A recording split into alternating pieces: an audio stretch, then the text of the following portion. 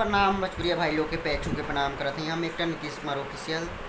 तो बहुत खुशी के बात बा कि फिर से आ रहा बा गाना अधीश भैया के 9 महीना में चाट गईल 6 दर्जन उठल लिया।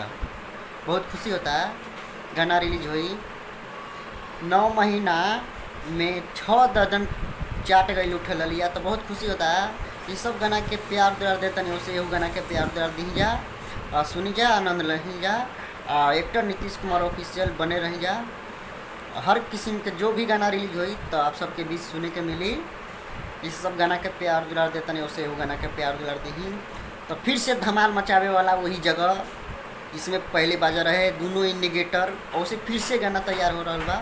तो बहुत खुशी होता आप सबके बीच जल्दी मिली फिर वो लाइन सुने के जैसे पहले बजत रहे धमाल मचत रहे उसे फिर से मिली तैयारी चलता। तो बहुत खुशी के बात बा कि जाई अवधेश प्रेमी ऑफिशियल और लाइक सब्सक्राइब जरूर करी। एक्टर नीतीश कुमार ऑफिशियल वो भी सब्सक्राइब करी और हर क्वालिटी का वीडियो देखी जा और सुने के मिली आप सबके बीच।